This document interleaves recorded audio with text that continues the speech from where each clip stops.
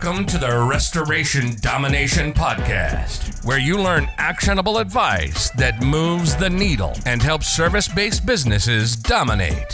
Here's your host, Rico Garcia Jr. All right, Dominators, what's going on? Rico Garcia here yet again. Hope that you are buckled in. I think this is going to be an amazing conversation. We've literally been trying to hit the record button for like 40 minutes, and we've just been talking back and forth. It's such an interesting conversation. But without further ado, Leighton, man, thank you so much for joining us on the show. Are you ready to help us dominate? Absolutely. Let's Absolutely, man. So do me a favor, for those that may have missed our previous podcast, which by the way, I will link in the video description as well as in the show notes below. Make sure that you check that out. If they're not familiar with the name, not familiar with the company, just fill in some of the gaps on my intro. Let everybody know who you are and exactly what your organization does. Well, thanks for having me here, Rico. And man, I love talking with you. You know, you're always on the front lines and of what's coming next. So let me tell you about myself. So my name's Leighton. I'm the CEO at Know How.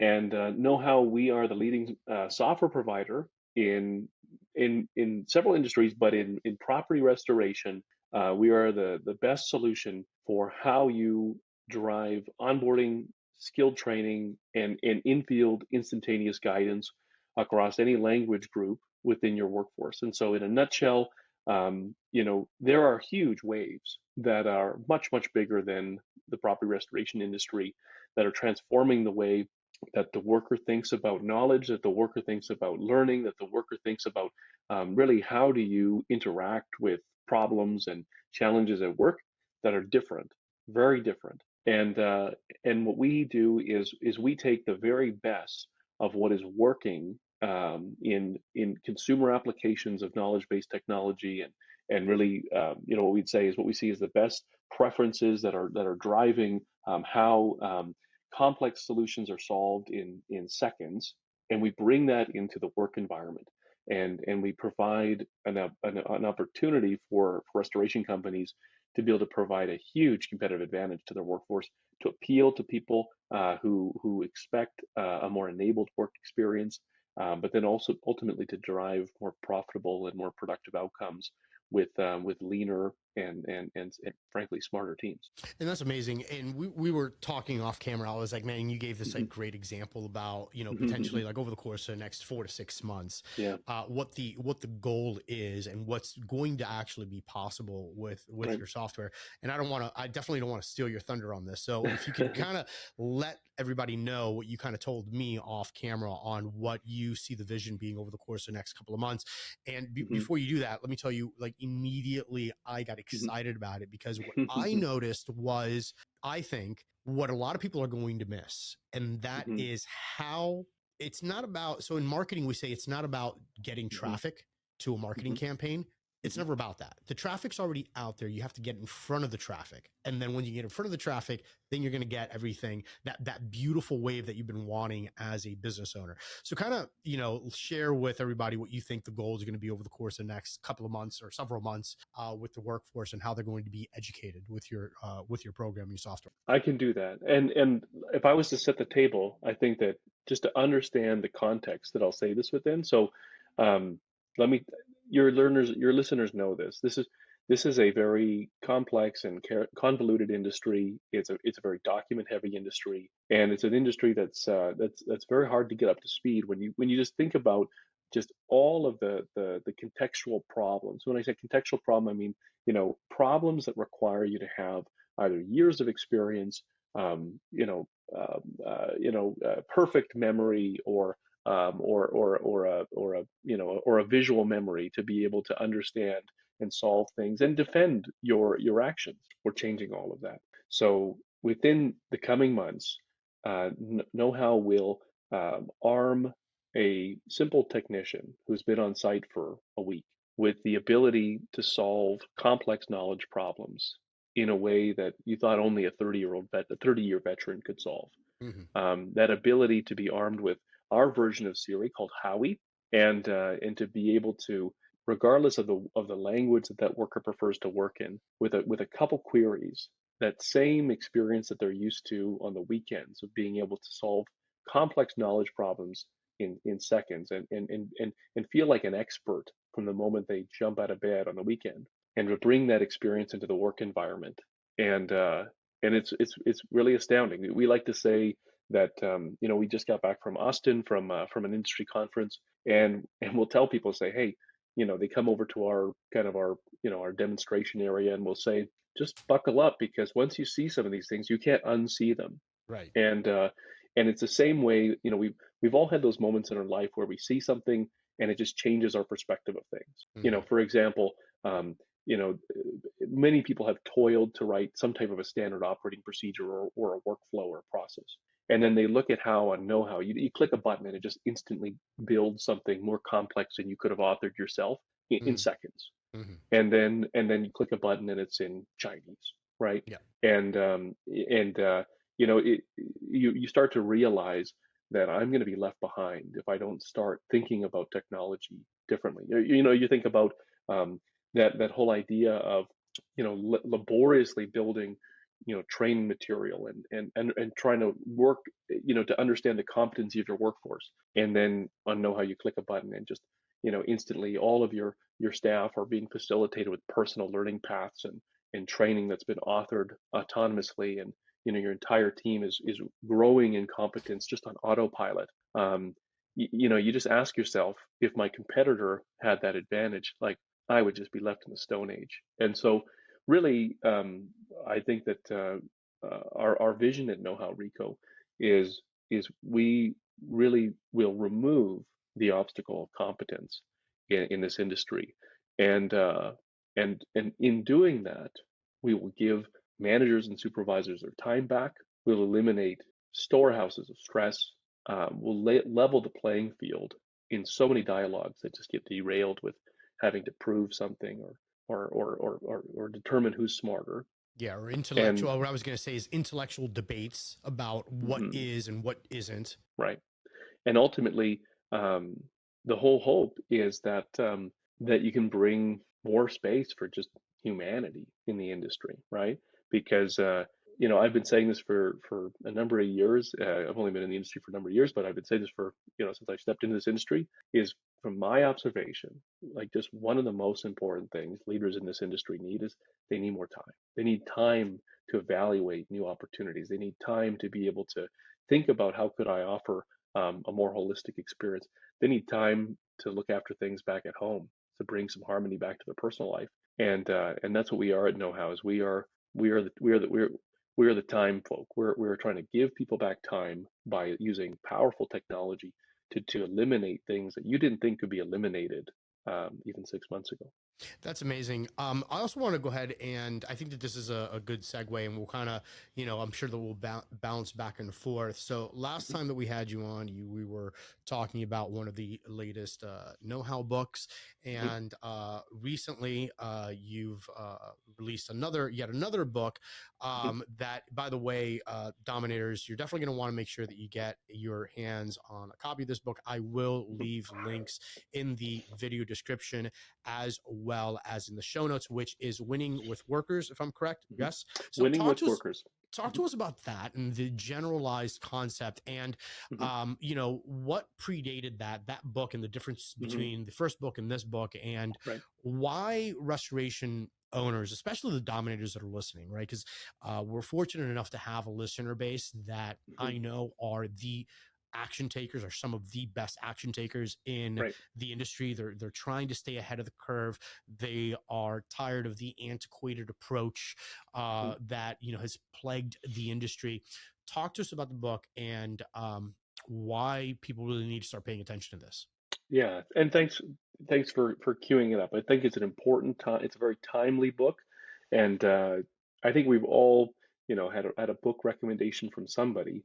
And so let me state the reasons why I think that this is a book that your listeners need to take some time to read.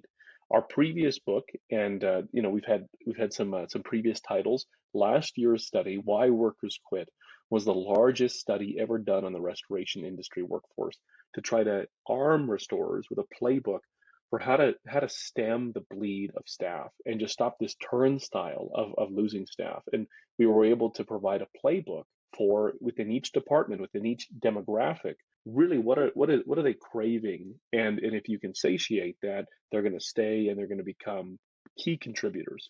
As companies began implementing that advice on a large scale, and I'm pleased to report that it's amazing the how the industry has embraced that book. Whole networks of franchises have made it standard reading and do book studies on it, and it's really become kind of a guide in something that's so abstract, which is the employment experience. Now that the bleeding has kind of stopped for many of these companies, now they say, well, how can I build? How can I build within just the new dynamics, that and the new rules of actually getting people to work for me and deliver work in a way that actually leads to positive outcomes for everybody, the customer, the shareholder, the owner, the employee. And after all of our research and after all the time we've studied companies, and Rico, you know this, but we have helped more companies in this industry streamline their operations and drive standardization across their companies than anybody else. And so we get deep into these companies and we understand the inner workings, and we've kind of come out of that, and we've identified 8 principles that are at work in companies that are really having winning performances with the workforce today, considering all of the obstacles to attract them, to retain them, to help them to take on and be attracted to managerial and leadership opportunities in the industry. And so when you think about it, when you want to build an organization, or when you want to begin managing, or you want to begin stepping into a business for yourself, one of the things that I see at work in all of our lives, in my life, is that we have reference points, and call them navigation points. But if you just follow with me, is that oftentimes when a person becomes a manager for the first time or a business owner for the first time, they start thinking about either a good employment experience or a bad employment experience, and they're referencing that to define kind of their own activities, or they might think about how they were managed, or they might think about perhaps something they heard through the grapevine, or maybe a mentor who took them aside and helped them understand their approach. But we have these reference points, and as we step into the new world of employment, characterized by Gen Zs, these are people who are 9 to 24 years old, and they're different. And we step into a world with a rise of catastrophic events, and yet just a changing dynamic and changing landscape from an insurance and a financial perspective. And then you have this commoditized market environment, where we're delivering so many of the same services using the same equipment and the same products.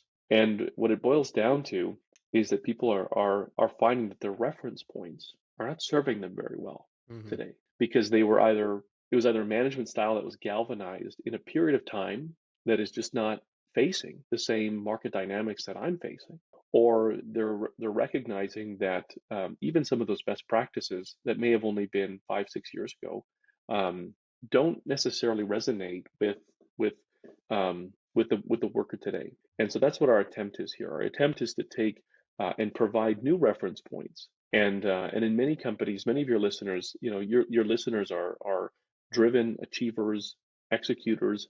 And so many of these principles are probably already at work within their company. But sometimes it's just helpful for someone to come in and say, this area of your business is world class. These areas, not so much. Right. And here's a framework that you can follow. And so within each principle, we explain the principle. We provide some data based on research.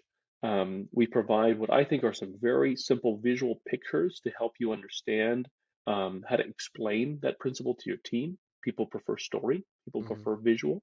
And then we provide a case study of a company in your industry that has that principle at work and it's providing fruit. And then we provide some tactical stop doing this, start doing this, and invest in this. And we do that 8 times. And you can get a copy of it at winningwithworkers.com.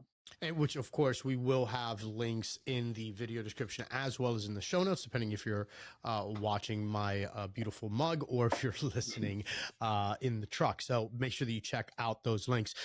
One of the big questions is there hope for the new workforce is if restoration contractors out there, and this has been a conversation, what feels like has been going on for years, there's a squeeze on the quality, and I venture even to not say quality, but the willingness of new workers coming in. They lack the same willingness that maybe you could find even, 5-10 years ago, right?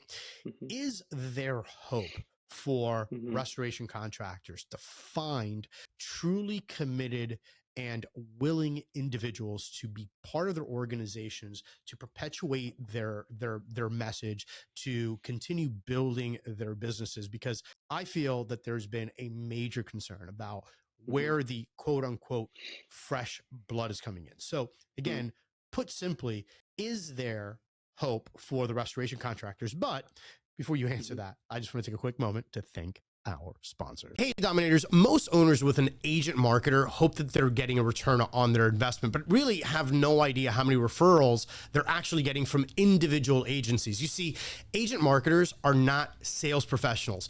Gerry Edtl is a specialist at referral revenue from insurance agents. He started back in the 70s as a restoration technician, and 34 years later, ended up as the national sales trainer for one of the largest restoration franchise companies here in the US. And for the past 16 years, he's helped restorers succeed at creating long-term referral revenue from insurance agents. Agent marketers are in-person advertisers. Agent sales professionals are job generators when they actually have a strategy. Who do you have working for you? Do they have the tools that they need to capture the market share that's available to you? This is what I want you to do. I want you to talk to Gerry. Click the link to schedule a free call. Up-level your profitability today. Hey, Dominators, let's just be honest with each other here for a second. Do insurance carriers and cash flow keep you up at night? Well, you're not alone. Give One Claim Solutions a call if you want help with your insurance billing and collections.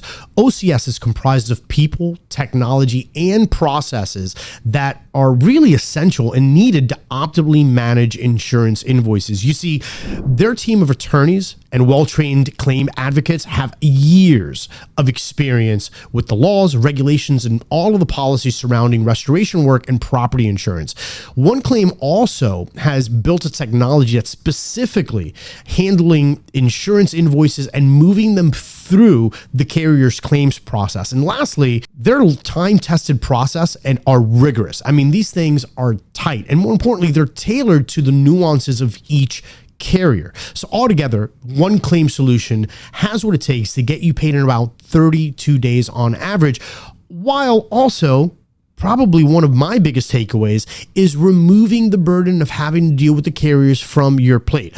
Reach out to them today at oneclaimsolution.com/dominate. Again, that is oneclaimsolution.com/dominate. Get your consultation today. Hey, are you a restoration business owner who's ready to retire or maybe just move on to a new venture?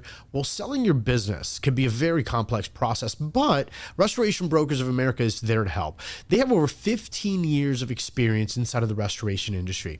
RBA has helped countless entrepreneurs sell their businesses for maximum value. Now, whether you're looking to sell your business quickly or you're simply interested in a long-term exit strategy, RBA's team of experts can guide you through the process from start to finish. At RBA, they understand that selling your business is a huge decision. And more importantly, they're committed to making the process as seamless as possible. So if you're ready to start thinking of an exit strategy, this is what I want you to do. Visit sellmyrestorationbusiness.com. Again, that is sellmyrestorationbusiness.com to get more information. You've worked hard to build it. Let RBA work hard to sell it. Hey, Dominators, are you facing cash flow issues? Well, Inc. has your back with advanced funding. Qualifying contractors can receive working capital within 1 to 2 business days. So this way you can say goodbye to the burden of floating resources for materials as well as labor. Restore properties faster with the funds that you need. The cost? Simple. Just 1.95% of the claims check for the first 30 days, prorated daily thereon after, or you could opt for a flat rate of just 3.95% with uncertainty protection. Remember to use promo code DOMINATE and receive 50% off the one-time sign-up fee of $2.99 for InkPay, and then unlock the rest of Ink's innovative payment solutions. Start your journey at ink.com today. That's IINK.com, Inc.com, and use promo code DOMINATE. All right, guys, we're back. So we left it at, is there hope? Is there hope? Mm-hmm. What's your take on that? And based on your data, based on the research, based on what you feel that the workforce wants, is there hope to find these superstars that we so long for? You know, anytime you're because what you're posing is a question of demand and supply, or supply and demand, depending on how you think about it from a marketplace. So the question is ultimately, do we think that there will be, there'll be sufficient supply of motivated, able-bodied workers? Because no question, the demand is there. Why do we know the demand is there? Well, we know the demand is there because number one, as a technologist, we know the demand is there because, as Sam Altman, one of the key leaders at OpenAI stated, when we brought AI into the marketplace, we thought that it would eliminate many of these monotonous, routine, service-based roles. But what we experienced and what we're experiencing today is the opposite, is that so many of these traditionally white-collar based, kind of knowledge-based roles are being replaced by technology, and we're seeing hands and feet based work, service based work, quite insulated actually from the impact of advanced technologies like AI. And so what we know is that coupled with the rise of catastrophic events, the deterioration of infrastructure, you're starting to see increasingly, increasingly more and more of an industry that's oriented around pushing people towards opportunities that are more, let's call it knowledge based and away from service based. There's going to be an increasing demand for service work, and there's going to be a reduced supply of people to do the work. And so ultimately, is there hope? I think what we can do is we can look at things that probably some people aren't always considering when they're trying to think about their own labor problems.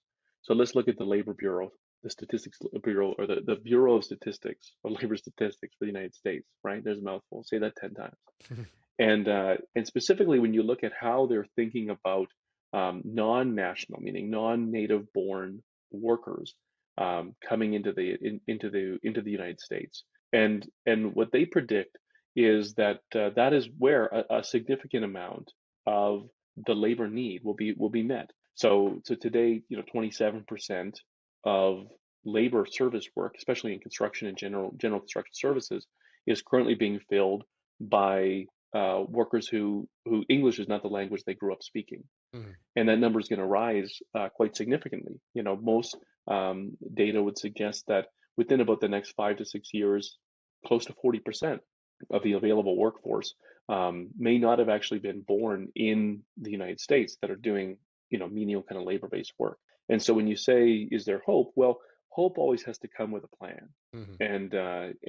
And so companies that understand that much larger than my solution today or my Indeed ads are going to be these large macro levers that are being implemented by governments, institutions that are recognizing that we need to keep bringing adequate supply into the market. And so what we see is that much of the supply is going to be individuals that are willing to do the work, but they need to be able to be provided instruction and direction and guidance and be able to solve problems in a language other than English. And that's a problem that technology can bridge. Is there hope? I think at the end of the day, what I know is that where there is what we would often refer to as destructive chaos, there tends to be some forms of I would say of newness that come out of those. And a popular economist in my side of the border calls that process the process of creative destruction. And as you start to see structures begin to crumble and ways of doing things begin to crumble, core motivators don't change. Homeowners still want to see their properties restored. Business owners continue to want to generate profits. People continue to need employment, and I believe that there will always be creative opportunities to be able to stitch those into opportunities. What I'm hopeful about is that out of this there will be an opportunity to kind of cast away and kind of just finally cast off so many aspects of this industry that I think we're accommodated for far too long, that we just can't accommodate any longer. So I don't know if Yeah, that absolutely, one hundred helpful. percent, 100%. And really, my take on that is you have to, knowing the statistics, knowing the numbers, and again, not taking that ostrich approach and just kind of sticking your hand in the sand and pretending like everything is going to be peachy keen. There's data, there's hard data, and there's numbers that we know are real, or going to be very close to real in the very near future, and you as the entrepreneur, as the employer, have to be prepared to meet people where they are and then elevate them. And it becomes very, Right. very difficult for, frankly, even, even with immigrants in particular, right? Even from the if we share the same language, right? Let's use Spanish as an example, right? Huge labor force is a Mexican labor force, right? My parents are Cuban, so even having a verbal communication in a training setting is very, very difficult. From, let's just use the real life example, like I speak Spanish. Let's call it Cuban though, right? Which is it's almost like its own, dialect. And trying to train someone who grew up in Mexico, we're speaking the same language, but there's a lot of stuff that's lost in translation. So being able to Right. meet somebody and be like, hey, look, we're meeting you where you're at. Here are the answers to your questions in a very layman type way. Now it's readable. You understand it. There's nothing left to interpretation. That does something to really set your crew apart from anybody else. I think that that's an interesting concept, and it's something that I think needs to be discussed, because again, we have the data. We know that more and more of the labor force, quote unquote, the labor force, is going to be, again, not native English speakers. And that doesn't mean that they're, bad employees. No, it's just, do you have a communication issue? Do you have a training issue? Are you providing them with the tools that they need so that they can be the absolute best versions that you want them to be in your organization? And I think that that's one of the big takeaways. So we got about 10 minutes. I want to cover some, if we can, within maybe like 10 minutes, of some of the major principles on this new book that you'd really want to drive home, because I want to make sure that I'm doing service to this body of knowledge that you've put together, and you really make sure that the dominators that are out there, they're going to try to get their hands on this book so that they can help grow their businesses. Talk on a couple of the main points that you feel are the biggest ones that need to be addressed in today's landscape. There's 8 principles, and I think that when a person jumps in, the book is written in a way where you can kind of, buffet style it, jump into the principles that really jump out at you. And but when I think about your listeners, and I think about, okay, because there's 2 sides of it. There's what can I put on the table that attracts not just workers, but good workers, right? And they'll come in and they'll say, well, that looks like a great place to work. And then the other side of it is you have workers. And so what principles can you bring in that ultimately are going to bring life and energy and horsepower to your existing workers? And so let's talk a little bit about that. So one that I would say that you can take this one to the bank is a principle 2 that we call advance the whole worker. Advance the whole worker. I remember when I was in the gym one day, and I was doing my thing on some contraption, and this enormous human sits down beside me, one of the largest humans I've ever seen, this muscular gentleman, muscle shirt, long pants. And I just commented to him, I said, "You're an enormous man. You're huge. You've done a lot of work." And he looked at me, he said, in a kind of a British accent, he said, "You see all this? This is a brick house built on stilts." And he kind of pulled up his pants, and he had these little skinny legs, and he'd obviously skip leg day. Right. And he said, "This is a brick house built on stilts." And you know what? That's actually a picture for how many companies approach employment, is they build brick houses on stilts, meaning that they invest in the worker in the workplace. They say, go to this course, get this certificate, do this thing, let's send you to this John Donne training thing. Let's bring this guy in and work with you because I need you to be great, with little concern for how they're advancing in their personal life and whether or not you're building a lopsided workforce that when chaos in their personal life pops up, that they just a house of cards and they just collapse, and they may be a superstar at work, but some sniffles on the home front, and they really are reduced to someone who may not show up the next day. And so workforces that are able to sit across from a candidate, and rather than say, I don't know if you looked online and you see how many vans we have on our Google ad, right? That Mhm. they move away from this idea of really we need to appeal to the consumer and the market to say really we now need to appeal to great workers out there, and those great workers, they'll take care of our customers. And so a practical thing that we see in that second principle is that when you're sitting across the table from a new prospect, the question is not, we all know that you should sit across from them, and we talked about this in Why Workers Quit. You need to be able to help that person understand that if they give you 12 months, 14 months, sorry, 12 months, 24 months, 36 months of their life, how will you advance them professionally?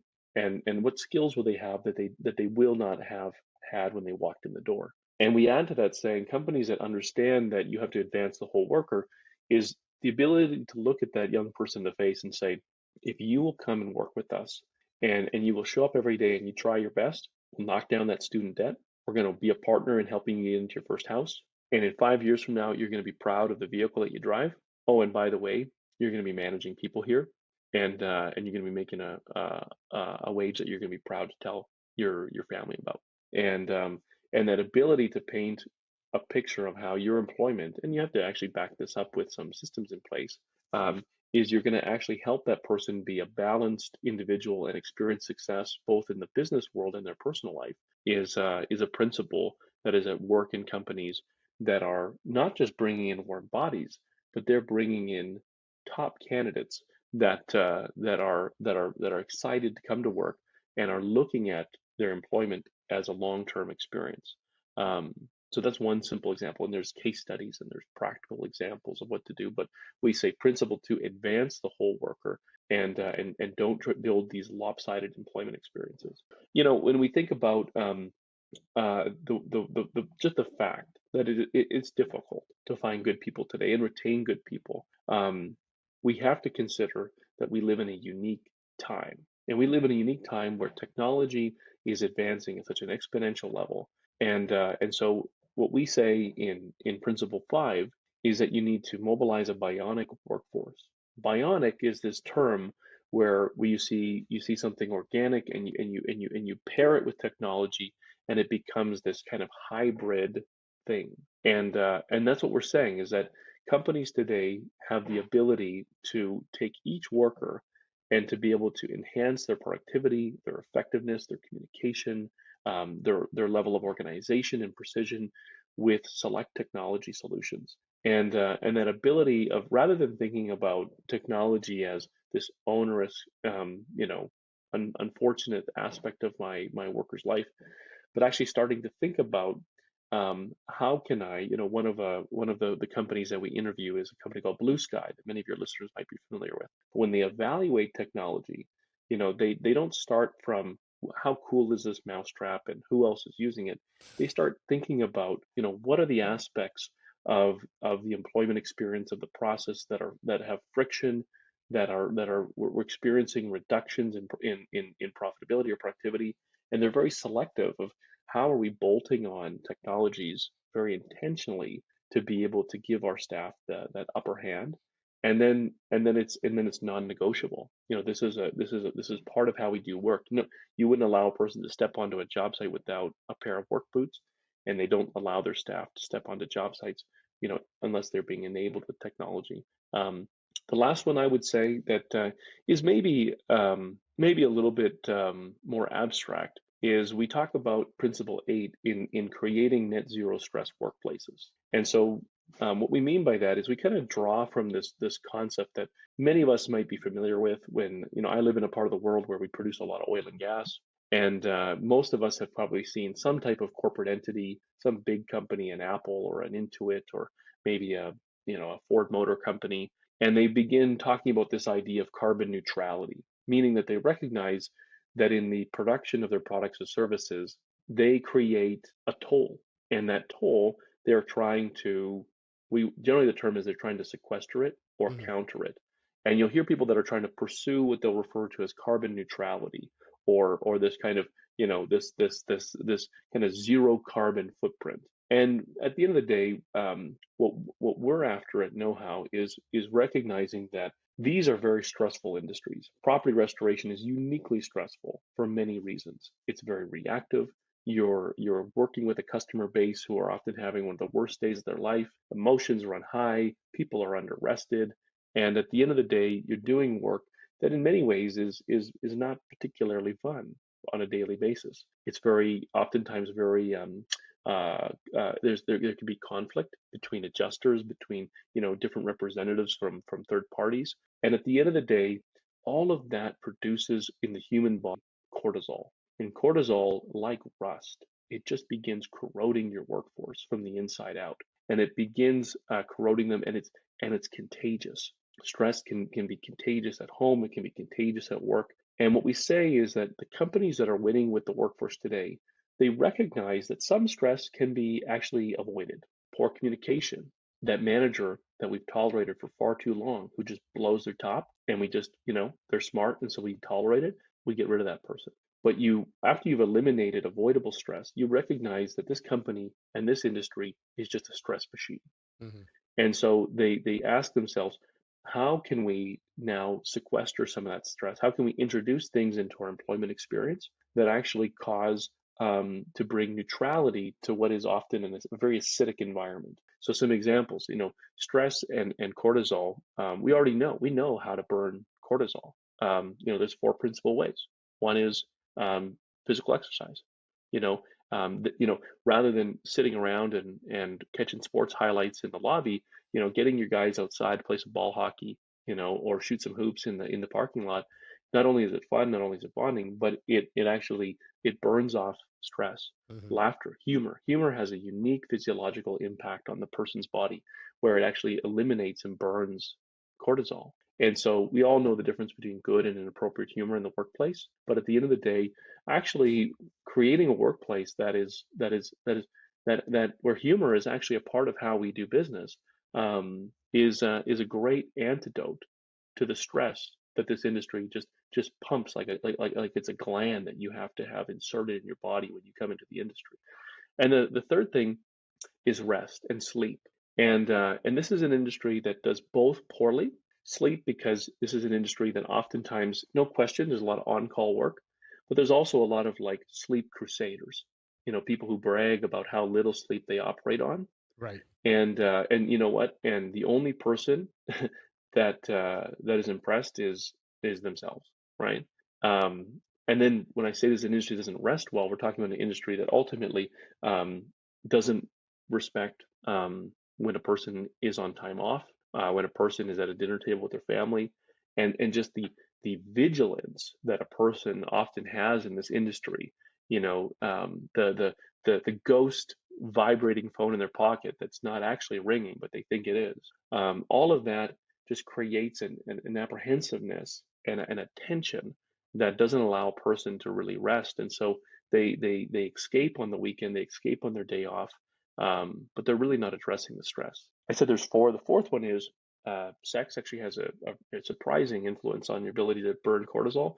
And Know How, we don't recommend any policies on that in your organization other than it's inappropriate.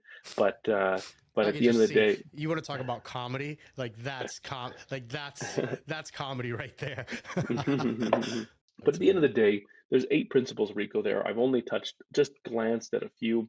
Advancing the whole worker, thinking about how you don't just be a company that builds brick houses on stilts, yep, but you build people that have firm foundations, and you do that by actually caring about, in the process of this person contributing to my company, are they further ahead in life, or are they only further ahead in their career? And we provide some practical examples there. Mobilizing the bionic workforce. We're a software company, no question. We're very focused on how do you enhance the productivity, the profitability, the effectiveness, and the confidence of a worker through simple, easy to use technology that gives them the edge, makes them feel great, makes them feel confident, and gives an employer, frankly, the time for them to rest and burn their own stress back at home. And then this net zero stress workplace, it's a real thing. is a real thing, and reactive companies that look at the workforce and say, these guys are really run down. Let's get some pizzas in here. It doesn't work anymore. That kind of reactive approach doesn't work. We know this is a chaotic industry. Companies need to come at this with intention, and they need to start thinking about routines and structures and rituals that have an effect of burning stress and allow your staff to be able to go the distance, without getting frayed, fatigued, or just burned out. And obviously the book covers so much more and dives into so much more detail. So Leighton, I mean, I would love to go ahead and literally just keep jamming out for like the next hour or so. And I still feel like we wouldn't even begin to scratch the surface on not just the tactical aspects of things, but also the psychological aspect of things, which I think is kind of that missing ingredient when you're speaking to a lot of pros. They give you lots of tactics, lots of strategy, but they rarely spend the time on the psychology on why it works and why it's important to really have this team that has your back and that's going to push your company forward. So again, Leighton, man, thank you so much for joining us today and for sharing all of your knowledge. We appreciate everything that you do for the industry. And for all those dominators out there, make sure that you don't sleep on this one. The link is going to be in the video description as well as in the show notes. If you missed the previous interview that we did with Leighton, I'm going to go ahead and leave a link to that as well. It's always tons of fun having him on the show. And as always, hustle, hack, dominate. I will catch you guys on the next one. You've been listening to Restoration Domination, your #1 resource for tips, tricks, and hacks to help your business grow. Subscribe to our channel and follow us for more Restoration Domination. And follow our host at Rico Garcia Jr. on Facebook, Instagram, TikTok, and LinkedIn. Till next time, this is Restoration Domination. Hustle, hack, dominate.